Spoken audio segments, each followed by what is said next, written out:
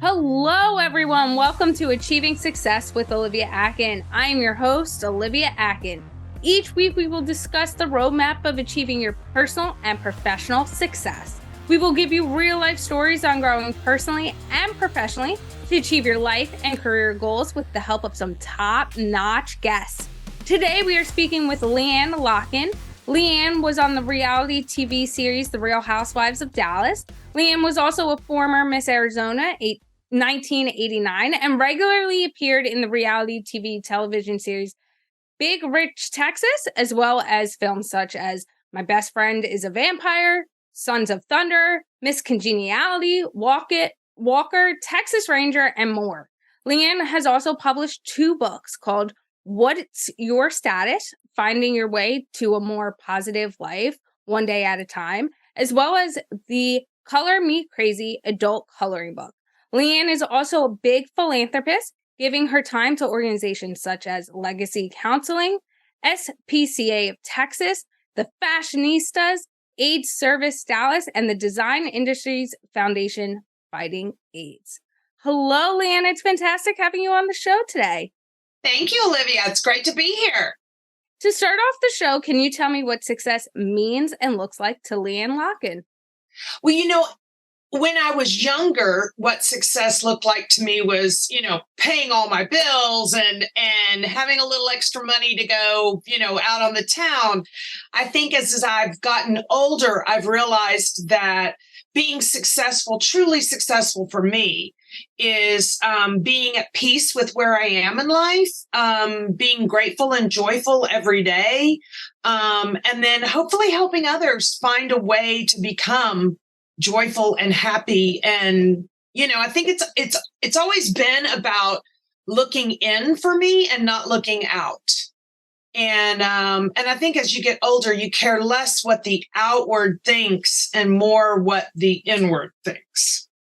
And I definitely agree with you on that. I think, and that's a big part of achieving success, is that it can change and pivot. And I think especially, and I've seen it in more and more young professionals, that there's this idea of just like what success looks like, but also hitting that markers of just pulling in the money amount that has become a societal norm, or what has been believed to be a societal norm. And sometimes the other things like giving back, making that impact gets forgotten along the way. And then as we age, we go, oh, wait a second, right? Life happens, things change our perspective, and we're like, this isn't all it's cracked up to be. There's other things and more important things out there. I think that's very true. And I think that, I think in today's times, you find young people that really, let's say, aren't necessarily working as much as they want or having a struggle finding their path in life. And so depression sets in. And I think that most people don't realize that the core of depression is when you're looking in and trying to compare what you have with everyone else outside, when the truth is, if you stop looking and thinking about yourself and start focusing on helping others or being a part of someone else's world, your depression really lightens a tremendous amount. Motion creates emotion, and we have to remember to get up and move. Or as that song says, get up and boogie. And I think that's so important too, is remembering sometimes that when you put, no matter the mental space you're in, and you start putting others first or doing something that will make an impact, it starts to change your mindset as well. I think when I did mission work in the Dominican Republic, it was on the border of the DR and Haiti. Mm-hmm. And I did that for 2 weeks. And it was something where we went and we helped build houses, but they don't have bathrooms. They don't have clean water. And I remember towards the end of the trip, we took a bunch of the younger kids under 10 years old to an hour and a half, 2 hours away to a part of the DR that has the nicer hotels, has water parks. And we took the kids to a water park, and they couldn't believe their eyes because it was something that they've never seen clean water in their life. Yeah. They never knew what a pool was. They've never seen slides before. And it really was an experience, that one in particular, of like, sometimes we forget with all the noise around us what others can be dealing with that is their norm and not ours, and how different it really can be. But I think, especially in that environment, when that norm is so drastically different and other people have such a positive outlook on life too, it also makes you take a step back and say, oh wow, if this is how they can still interact with people and put people first, right? um what can I be doing? And it makes you think to yourself, what impact am I really making? How can I do more? And I think that's one of the benefits to volunteering and giving your time to organizations. For sure. I think so many of us focus on only the people that have more or want more and not the people that have less.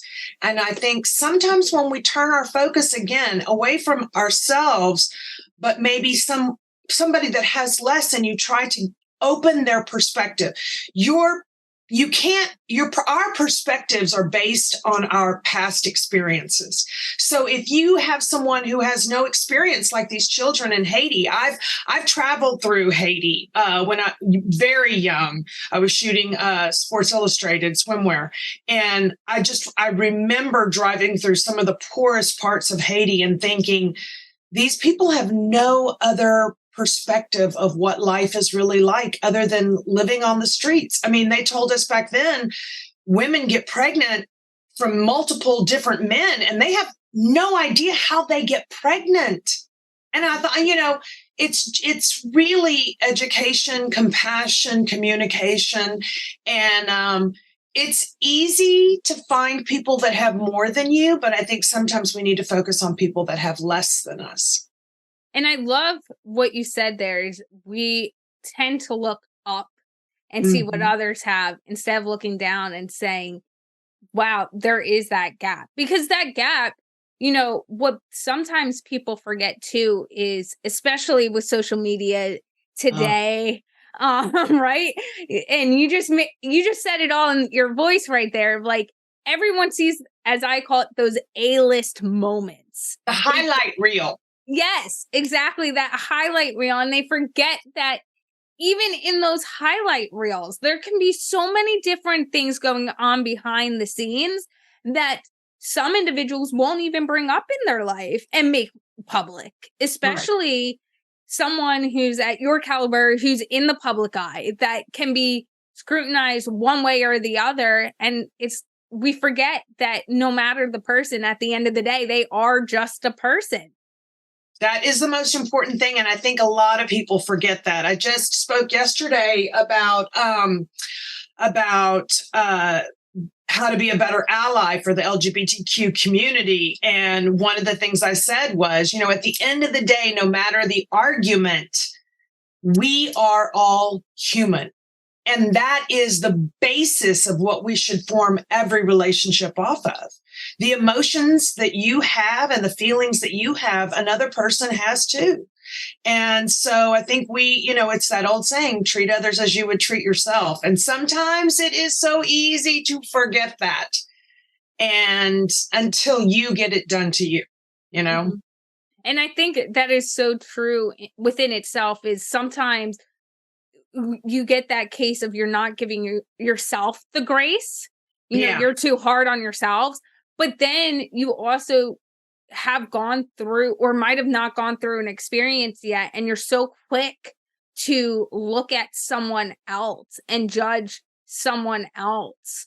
And then when a life unexpectedly happens to you, or a situation arises that you thought you'd never be put in, it can be jarring and it can be pivotal to your own growth. And like you said, at the end of the day, we all are people. And I think, especially in today's climate, whether you're on one side of an argument or the other, we're seeing more and more of people, friendships being lost, perspectives being talked about, conversations being had, because everyone is feeling like they have to their point is the right point and there's no conversation if that point isn't made. Yeah. And this cancel culture and always being right. Narcissists are the people who believe they're always right. So be careful if you are the person who thinks you're always right, because I can guarantee you you're not. The last person who was perfect walked on water, and I don't see anyone doing that anytime again soon. Wouldn't that be cool though? If we could all walk on water, that would be nice. Yeah. As someone who loves bodies of water, that I could Well, that's what surfboards are for. Very true.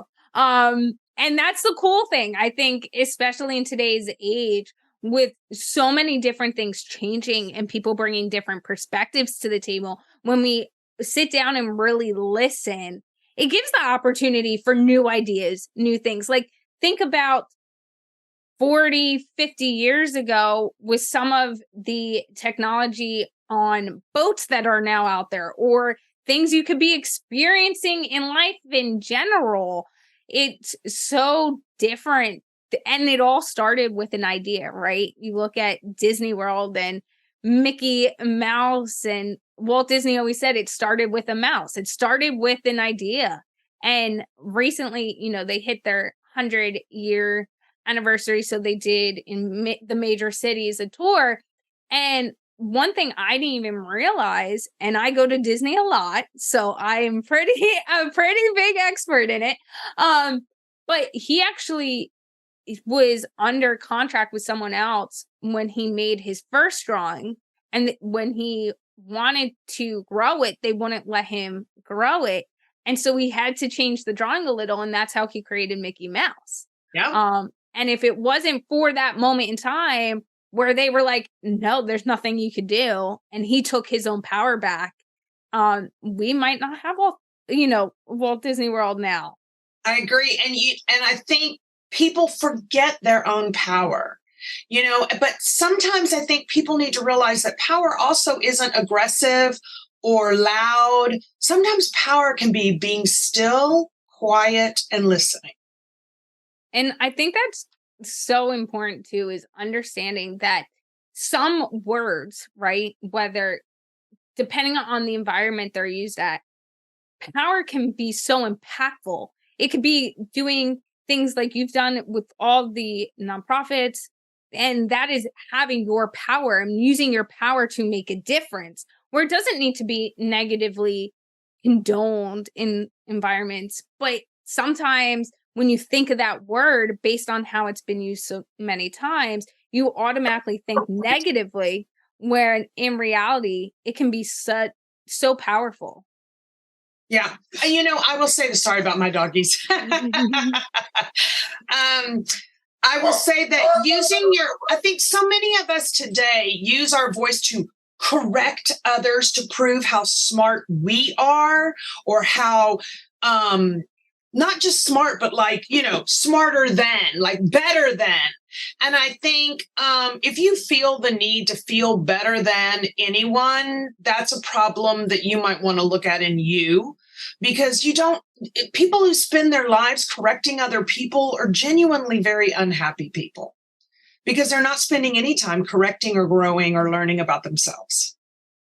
And that, to me too, it tells a lot about a person too, when they're having certain conversations, or I talk a lot on the show about everyone has their own story, and the emotional intelligence that go along with that journey is so important.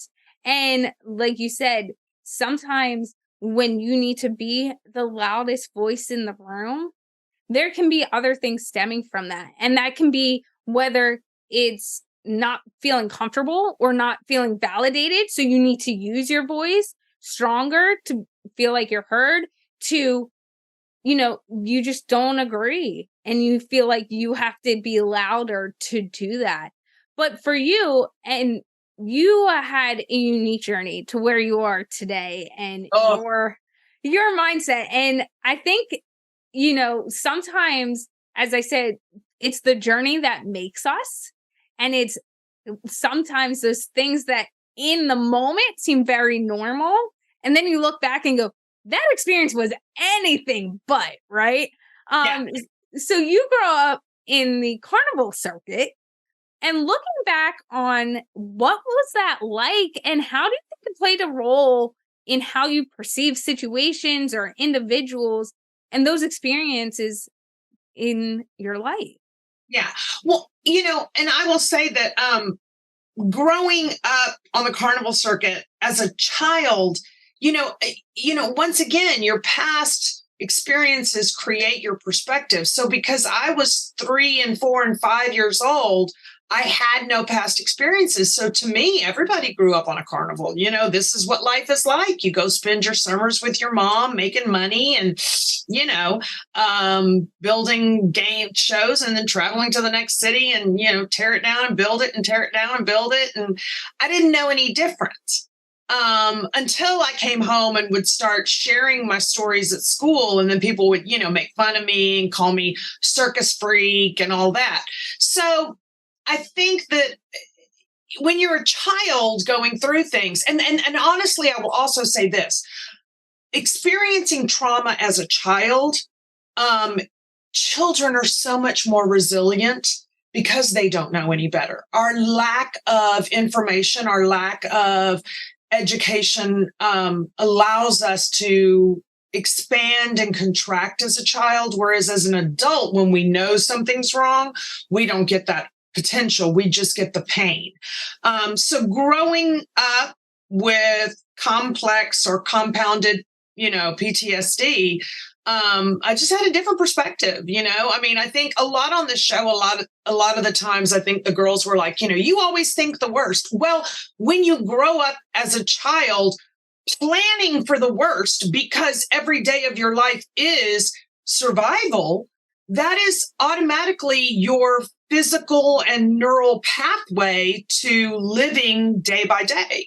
And I think a lot of that is learning how to control that. I follow someone on Instagram called Dr. Doyle Says, and he is amazing. He talks about complex and compounded PTSD and things you never think of. And I think if you have PTSD, especially if you experience trauma as a child, what he says sometimes can really be a real eye opener, like, bing, oh my gosh, you mean it was okay for me to feel like that? Like, that's what was happening to me. So I think I appreciate people who put it out there. That's one of the reasons that I've never hid what I've gone through in my life, as much as others would really like for me to. I pray that my story helps someone else find their way and find a path to peace, because it took me longer. So if I can shorten someone's struggle, then that's a success to me. That's a success to me. And I think one thing that you really brought up and tied into that story a lot is that, especially when we're younger or we go through trauma and we don't necessarily know any differently, we build our own mechanisms to survive. Yes. And then the longer you don't deal with some of those things or conquer them, which can be even harder for a child because they don't know any differently, you build those mechanisms into other aspects of your life. And individuals that come from different walks of life and maybe have never experienced them forget that it might not be because you're just choosing to react this way. Exactly. And I think that's really important too, is I've talked about giving grace to yourself in moments, but again, like we said in the beginning of the show, you have to give grace to others, because at the end of the day, especially when there's trauma involved or experiences that are so diversely different than your own, you have to understand that there might be more going on. Yeah. And for you, like you said, it was looking at the negative right away and then planning for those scenarios of how they might play out. It's something where that's your coping mechanism. And that was how you were built to handle a scenario of like, okay, how can I now conquer this? What are the next steps? And some people look at that as negative, and some of them look at it as if you want to kind of spin it of that's the positive. I sit here and I go, okay, what are the things that can go wrong? And what can I do to plan for those things so that if it starts to pivot, I already know what plan B, C, and D are going to be like. Exactly. And I think so many people, like if you just grew up with, nothing but daisies and milk, then, you look at someone who's always planning for the worst and you think, God, they're so negative. They're so toxic. They're so all these trigger words, that people use to describe one another. And I think instead you should be kind and be the Christian that most people claim to be and really contemplate why would someone feel or think that way. And I think grace is a big word that I think a lot of people forget, I think grace is something that you're right. And that so many times we don't often give ourselves, because tomorrow we're going to make another mistake. I mean, every day is a learning experience because, as Confucius said, life is a journey, not a destination. Our destination is a coffin. I mean, sorry if that sounds negative and ominous, but our ultimate destination is a coffin, So learn to love what you do before you get there. And I think that is something that a lot of people forget. They're like, my destination is this, my destination is that. And I've had lots of conversation of, well, in between the destination you think you're going to be at, what is the true destination of life, right? There's always an ending and a beginning, just like there's always the ending and beginning to any chapter in your own story. So we have to remember that it might not come down to what you thought the ideal situation is, but how do you handle those situations? As well as, people joke with me because I don't drink coffee. I only drink Coca-Cola. It's Coca-Cola or water. I shouldn't say I've never had coffee. I got tricked into trying it one time. I was like, nope, nice try. But they're like, Coca-Cola is so bad for you. Why would you drink that? And I have lived through myself life testing me in, getting diagnosed with epilepsy at a young age and them saying, oh, this is a rare form. We don't know like what you could be like in 6 months. Like you probably will have to be pulled from school and then your whole life is changing. And it was for me, I was lucky enough to have that eye-opening moment of, hey, I have to take my power and I'm going to write my path at an early age. And now I go, if I want the Coca-Cola, guess what? I'm going to have that Coca-Cola. Exactly. Exactly. And, sad to say, I was allergic to milk growing up. So my mom had me on Coca-Cola very early. Yeah. And then my grandmother had me on hot tea growing up as a child. And now I finally switched to coffee. I will say I do the Nespresso thing because I just love the foamy top. Oh, yum, yum, yum. I will say my whole family does the Nespresso thing too. And we're recently in Portugal and we were in Lisbon and they had a Nespresso location. And my family was like, we have to go in. We have to see what it's like here and if there's differentials. So I totally get it. Even though I don't drink coffee, there's definitely a thing. And I will jokingly say this, that especially within Nespresso, you get that foam top like you were talking about. You get the froth milk. And I hear about the froth milk all the time. So my favorite. Yeah, and it's funny because now my parents have gotten used to that. So when we went to Portugal, every coffee house we went into, my mom's like, "Can you froth the milk?" And I'm like, "They're not going to be able to necessarily do that everywhere you go. You've got into." I don't know. I think the Italians have trained them very well. The Colombians and the Italians have really worked hard to train them. So for you, I want to know, as you said, your upbringing was so differently, and it has definitely like grown how you've thought about things and your trauma. Looking back through that journey and identifying what those triggers might be for you and what those traumas have been, what was that like? Because a lot of people tend to get stuck or not want to confront when it's time to really sit down and look at themselves and say, oh, this is what's going on. I have to work through this. For you, how did you approach that? You know what? I spent years in therapy. And the sad part about it is not every therapists aren't equal. Not all therapists are equal.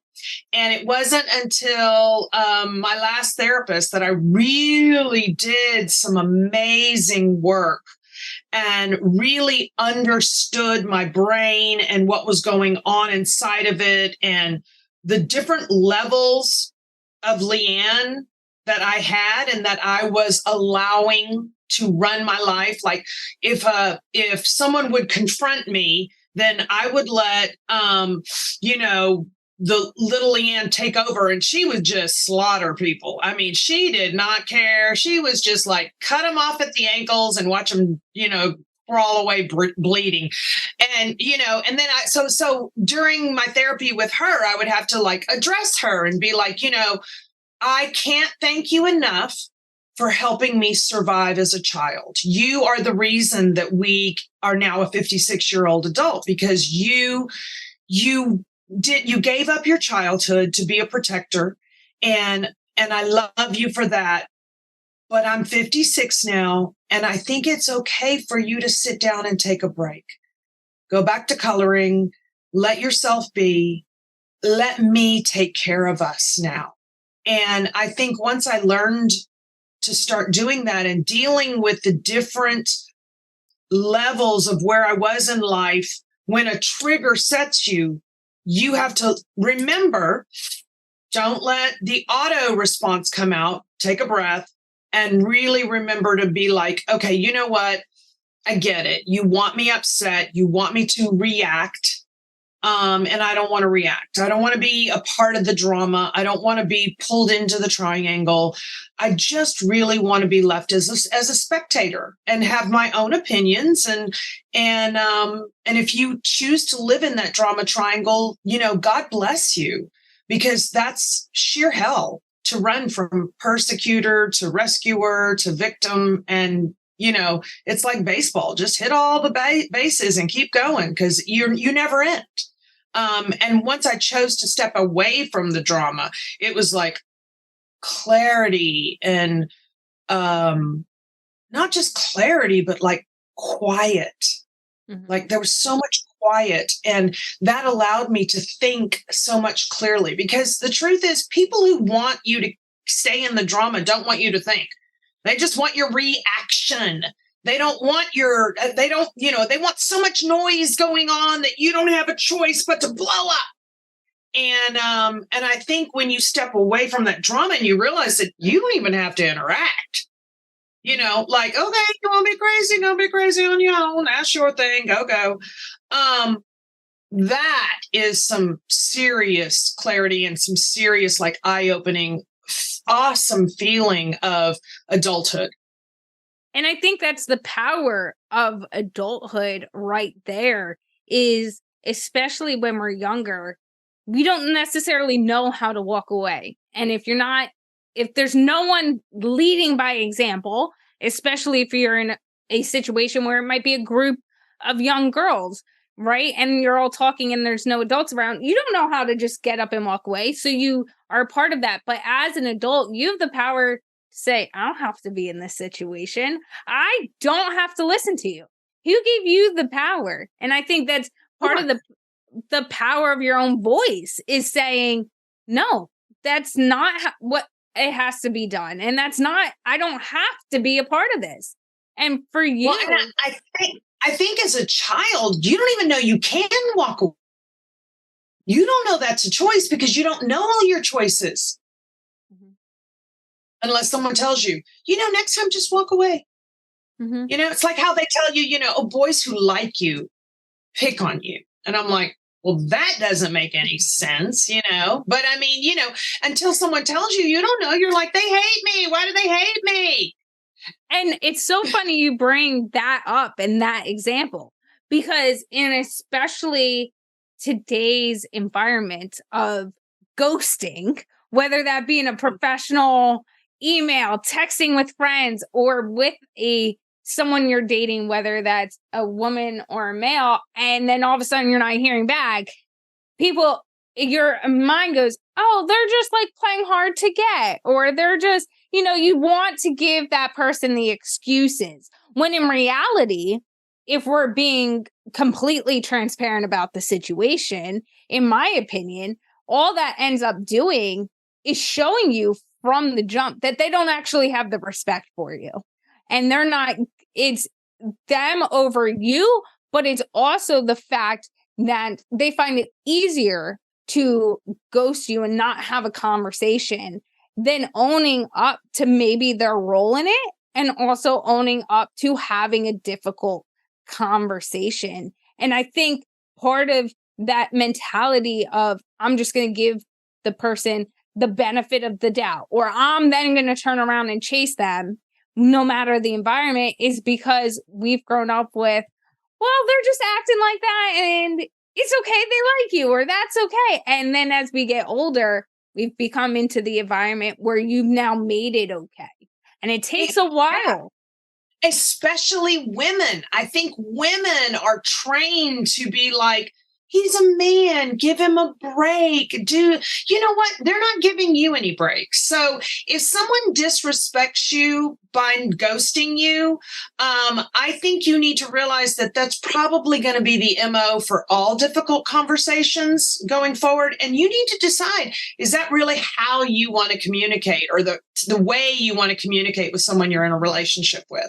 So same thing with people who manipulate you, same thing with people who use you. If you're just always there for the invite to the party, then that's probably all you're ever going to be there for, And I think that's so true. And we forget it in the moment, right? The second someone responds or gives us that positive reinforcement, even though it might be overarching a negative environment, we tend to forget all the other negative things or feelings that person brings us. And I was recently having a conversation with someone, and we were talking, and I was like, oh my God, I appreciate that so much. And he was just like, wait, other people haven't told you this? Or like, that's not how they act? And I'm like, that isn't always has been my experience. And he was like, well, why? And I'm like, oh, because in my past, this has happened. And then this is my boyfriend. And so I was like, well, in my past relationships, they've done this, and I've kind of just sat there and not letting it get to me, but valuing them. I've kind of like brushed it under the rug, and then he let it play out, and it ended up 98% of the time, right? Biting it in the butt. And then you forget, and then you keep moving on. But I think the important part of that, and even now where I am, and you've probably experienced this, versus like all those others, looking back as relationships have changed and you've gotten into relationships with different people, your tolerance on certain things, because the relationship might have been better, starts to go, wait, no. And it's, again, that child you brought up in the beginning. When you're a child and you start to have relationships, you're like, okay, that's acceptable, or I could deal with that. And then you move to the next person and they don't act the same way, and it's a little better. And you're like, wait, that wasn't what was supposed to happen all the time. And then you might divert or pivot along the way, but every relationship, I think, teaches you something, and any type of relationship. But at the end of the day, as we get older and we start to become more in sync with ourselves, we turn and go, oh, wait, I have that power to be like, no. And I think when we own that and we start to actually look back and go, what pieces of things am I okay with my individual person and how I handle things? What things can I need to change? But also in my relationships, what were they? What were those things I was okay with and what was I not? But also, like, how did I handle those situations? Yeah. And how could I have done better? Wouldn't it be awesome, though, if mothers started telling young girls instead of, oh, if a boy's mean to you, it means he likes you, to tell that little boy, it's not okay for you to be mean to me. Hmm. It's just not okay for you to be mean to me. And then have the little boy have to go home and have a conversation. Like, Mhm. oh, what do I do now? And, oh, guess what? There's communication, there's kindness, there's bring the little girl a flower. I mean, there's other options other than, being mean. And I think we need to teach our young girls it's okay to have a conversation. And if someone yells at you, walk away. Walk away. Don't put yourself in the situation where you are disrespected. I think every 5-year-old girl needs to understand what it means to be disrespected and to know what their options are on how to handle it. But we don't necessarily go into that with younger children. We wait till we're more mature and have suffered through childhood love. Yeah. And I for you, you've seen a lot of different perspectives and individuals along your own journey, but you've seen that in an interesting perspective, I think, as well, because being on reality television, but also playing fictional characters, right, in movies and in different shows, you've had to portray someone that's not you, but you've also been in an environment where, whether it's in movies and television side of things, that you have fictional people that sometimes lines could get blurred, and we're as viewers seeing things unfold as characters, and you forget that that's a character. But you also get that on the reality side of things, of people forget that it's a show, that things are edited, but in the real time you're dealing with how people are perceiving you as an individual and those actions that are seen on TV. But you're also dealing with castmates that have their own personality into things. And so for you, what do you think, being on both sides, how that might have shifted whether you were on reality TV and how you handled yourself in that environment versus the television side of playing a character, and how people have perceived you due to those sides? Yeah. Being an actress has always been easy for me. To step into the role of someone else is just freedom to me. I love the idea of bringing a character to life. And I think when you compare that to reality television, I mean, basically you get paid to talk crap. And I think what people don't understand is, like, when we're acting, there's a dedicated time limit to get the shot, and then we have to move on to the next shot. Whereas in reality TV, while you may see a dinner that on camera lasts 4 minutes, we were still sitting there for 3 hours, and people constantly saying, "Aren't you mad, LeeAnne? Aren't you mad, LeeAnne? Aren't you mad, LeeAnne? Don't you have something to say? Don't you have some? What do you think about them doing this? And how do you feel about them doing that?" And you don't get to see all of that. You just get to see the point where you're like, "Oh my God, if I don't say or do something, this dinner is never going to end." And so I do my job, and the dinner ends, and the thing I always forgot on reality television is that every time I gave production what they wanted from me when I wasn't giving it in a natural sense, it always ended up hurting me. And I always spent time in my room afterwards just crying for hours. And I think that's the part of reality that people don't know, is that, while I may say something that obviously that my other cast twist into something it's not, which I'm sure production helped them do, that at the end of the day, I'm still human, and I still have to deal with the names and the things that they accuse me of, and the pain that brings, and the lack of apologies on their part.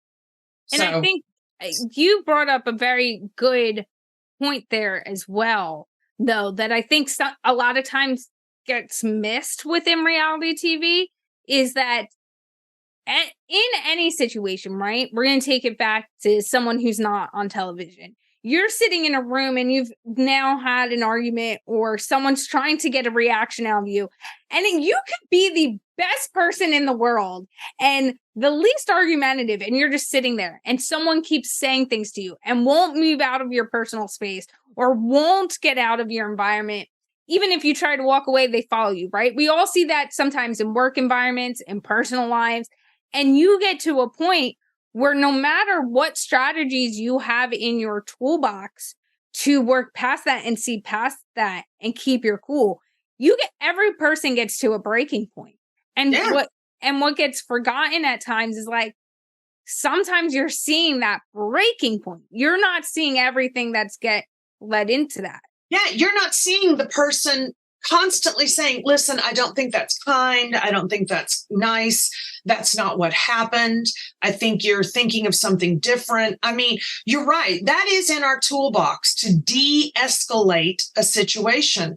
But as humans, there's only so much your soul, your energy can take. And then emotional intelligence out the window, and it's like survival mode. Like you can if you push a bear in a corner over and over and over again, and then someone puts a bowl of food behind you and you keep pushing that bear in the corner, what do you think is going to happen? The bear is going to kick your balls. And that's not the bear's fault. And I think that's what people want to blame the bear and never the person who pushed that bear and pushed that bear and pushed that bear. They're like, oh, well, that's their job. And I'm like, well, guess what? The bear was hungry. Mm-hmm. The bear saw the only way to end the conversation was slaughter. So it slaughtered. And now you want to kill the bear for slaughtering, but it wasn't the bear's fault. It's a natural reaction, And I think that's things we all forget sometimes, right? Is that when we all it doesn't matter who you are, your background, we get into a point where we go into a defensive mode, right? A lot of people talk about fight or flight. But even if you're someone who flies away and just doesn't leave, you can still do damage. And when you're fighting, it can be a positive fight, or you can even be going into it as a positive fight. We're going to do this and that and have a positive outlook on it of just, I'm going to take control and do it and get it done and solve the problem. But in that, if someone's just keep going and it's just keep going, whether that's you're solving a problem or you're in an argument going back and forth, you can hit your breaking point. And that is just the defensive strategies coming in and going, I'm done. Now it's going to be let loose. And I joke about that too. My friends say that I can be the nicest person in the world, but when there's an issue arises, I am like you, where I look at things, and especially within the business side of things, I prepare for everything that can go wrong. Let me understand where all the mistakes and why it's going to happen so that I can prepare for it. So I have your answer already. So I'm not sitting there going, wait, I just don't know. Or I don't know how to get that solution. But my friends go, when someone else makes a mistake, I'm very forgiving. But then if you try to twist that mistake into, well, this and that and that, and I'm like, no, just solve it. Just yes. Because the well, and the twisting and the turning, those are all excuses and extensions. You're extending the argument. You're extending the conversation. When you reach back to something that happened 3 years ago and you bring it up while you're having an argument about something current, that's the most unhealthy thing you can do, because the reality is you're not solving the problem. You're just continuing to fuel the fire. So at that point, you have to decide, am I here to fuel the fire? Do I want to get out of this conversation, or do I want to solve the problem? And, those are tough choices to make when you're in the middle of a emotional point in your life, For you, going through it yourself, and having to make those decisions in real time. How did you kind of take a step back sometimes, especially when all eyes are on you, and go, what am I going to do? Am I fueling the fire or am I putting out the fire? Yeah. Like, I think on reality TV, originally, if you really go back and look at season 1, I was really trying to use all the tools in my toolbox. I didn't want to argue with people. I didn't want to push people. But then producers got really good at finding my breaking points. And that's what happened, you know? And early on, like in season 1, my breaking points were horrible. And then I saw them on camera and I learned what I was doing that I had never seen before. I think sometimes when you see yourself going through your breaking point, you're like, oh, wow. Okay. Well, not how I thought that went. And probably should modify that to maybe look a little differently. And so really, I will say being on reality TV was a great therapy, even though it also like is a great destruction. You do learn a lot about yourself, and you learn how to either rise above or just go down the rabbit hole. And you know, those are really your only two choices on reality TV. and I think what is so interesting about it, and you definitely brought it up, is the perspective of reality TV, that if some people use the experience in a positive way, like you did, where you started, because especially on reality TV shows like The Real Housewives or Summer House or any of the Bravo, they now basically for all of those shows do the reunion episodes. So you have to watch it back so you come prepared, right? But I think when watching it back, if you look at it and you actually use it as a tool to go, oh, wait, that, like you said, that didn't play out the way I thought. Or why did I react that way? Like, what really happened? Or what was my body language saying? Or is that how I wanted it to come across? If you use those moments to then turn around and say, now I'm seeing it, the mirror's talking back. And I have the choice to either use it to better myself or go, this is who I am. I'm not changing. I think that's one of the great things about reality television is that if especially the cast uses it as a ability to show who they are, but also show that, listen, I can grow. Everyone can grow. And when we're transparent, the growth can be amazing. Yeah. And I think I grew a tremendous amount from season. I mean, even just my makeup. I mean, I grew as a human from season 1 to season 4. And even after I left, I continued growing. And once I found peace, I just found this serenity of being able to look back and go, you know, there were some really great moments where I really saw myself. There was a moment, I don't know which reunion it was, but I remember I was trying to explain to Andy how I'm like a phoenix, and I always have been. My once I hit my ultimate breaking point, my philosophy is scorched earth. I mean, I just scorch everyone, including myself. I'd rather burn the whole house down and then sleep, rest, regain my strength, and then rebuild. And, you know, and I think when I was talking to him about my garden and how I'm the one that's always responsible for burning my own garden down. And I literally was somewhere else, like somewhere completely else. And he touched my hand and it brought me back to where I was. And I think trying to explain that to people, they're like, oh, come on, you know, that's such BS. But it's like, you just don't understand when you have something that you grow up and you're always trying to learn how to handle. Learning is a really great tool, and it's a really great option to talking negative self-talk. So, yeah. I mean, I think the reunions were the worst because you always had to relive it. But at the same time, you had an opportunity to explain. If you were given the opportunity, you had an opportunity to explain. There was, I will tell you, at the reunion 4 season, I was told there were certain things I could not bring up. Could not talk about sex trafficking, could not talk about any of that.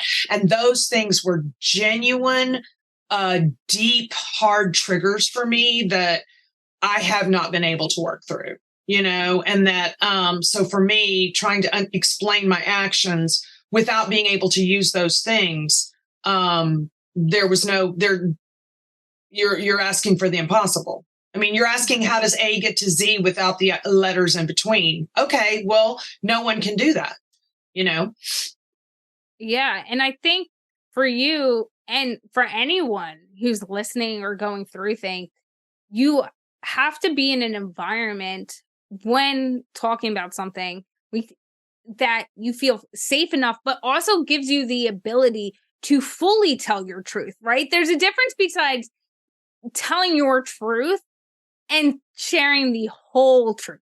And I think what a lot of people forget that sometimes is like, if you tell part A and D and S, but you leave out everything in between, you cleared the air a little bit. But how much did you really clear? And we forget the power of that other people are going to catch on to that, right? Yeah. And they do. They do. And the thing is, it's like, then you get called out for being a quote unquote liar, and you're not lying. You're just trying to do what you've been instructed to do. And I think sometimes the instructions, you can't present your truth under certain restrictions. And I think, and that's always going to be the case. That's always going to be the case. Even when you're in an argument with someone who's heightened, agitation, if you can't solve the problem, walking away and then they follow you, there is no positive outcome. There's no positive outcome. Get in your car and drive away. And even then, you're going to come back to it, So, and I think that's a big thing too, that a lot of people forget. If I just don't engage and I just leave, at some point, whether it's a family member or friend, you still have to deal with them again, right? If it's a complete stranger, yeah, okay, I'm washing my hands. I don't ever have to see them again. Though in reality, especially now, you never know who you might run into, right? But and the environment you might run into them in. But we also forget that not confronting it in the moment and really being able to use your words and explain it and be heard, feel like you've been heard, also validated, but also being open enough to hear the other person and have that dialogue. Yeah. By just walking away, you're going to come back.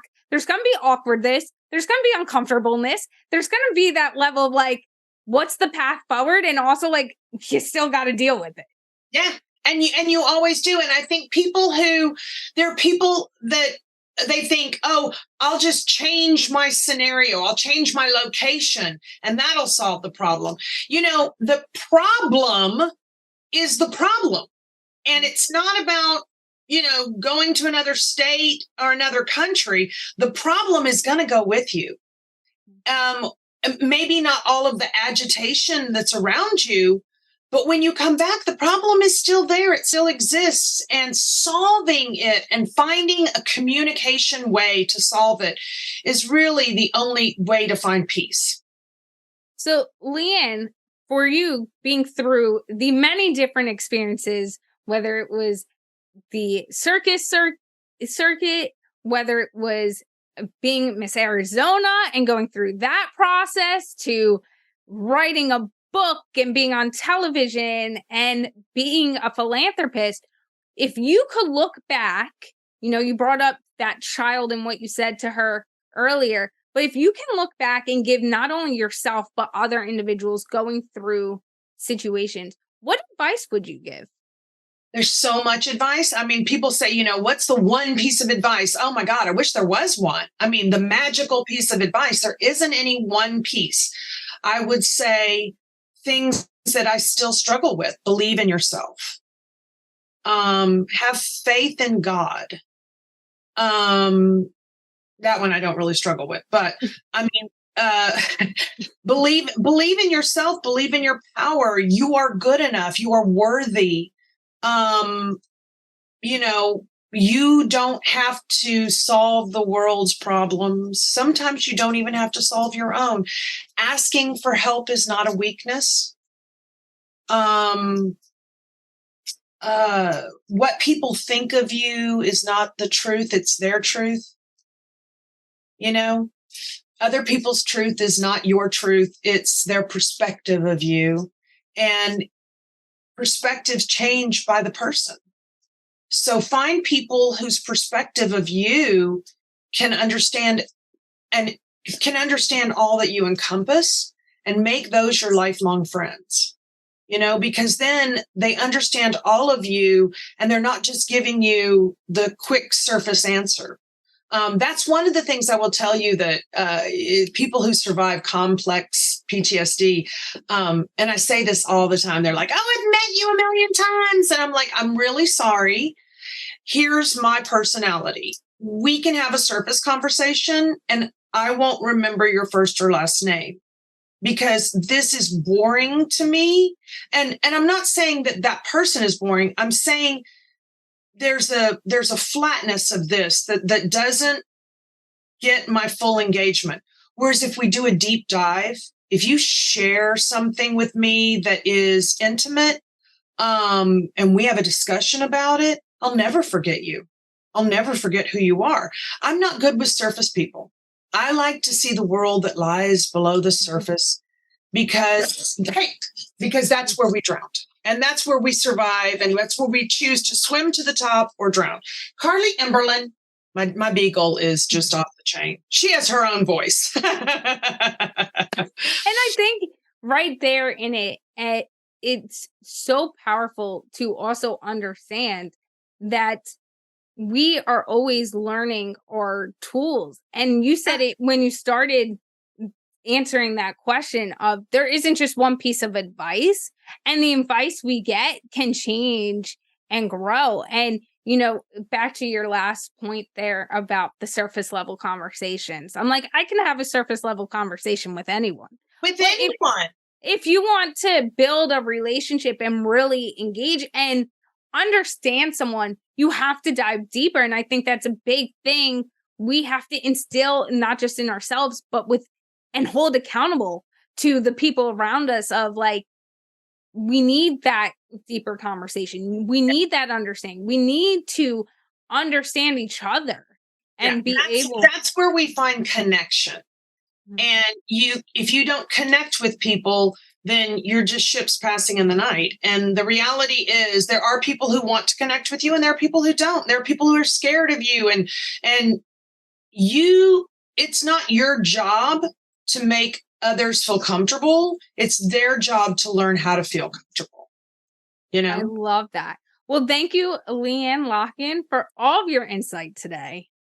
Thank you for having me. This has been an awesome therapy session. A few of our key takeaways from today's conversation is moving is impacting your emotions. So get up, move, and make the difference. It is okay. You don't have to be stuck, whether it's for yourself or for others. Making a move in one direction or just standing up, get tall.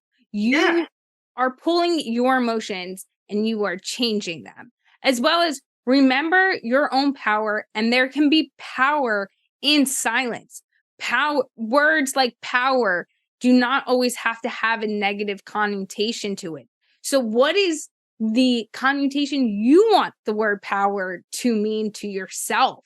And that can change situational as well as you can either be there to fuel the fire or put out the fire. And I love that one that LeeAnne had said, because it really is true. You can either be the gasoline or you can be the water. So what one do you want to be? And understand the impact you're going to make with that decision, as well as, and probably one of my favorites, though everything LeeAnne said today had so many great takeaways to it, but you don't have to solve the world's problems, and you don't even have to solve your own. We don't all have the answers. And it is okay to sit there and say, I do not know. I can't fix this. I need help, right? Like LeeAnne said, she went to therapy 4 years and not every therapist is the same. But she was saying, listen, I need help. I want to get better and I can't solve this on my own. So it is recognizing that, and it is identifying and being okay with the fact you can't impact everything. You can't change everything. You can't solve everything. And that can be from a world perspective or your own personal perspective. This was a great episode with our top-notch guest, LeeAnne Locken. Thank you for listening and have a successful day.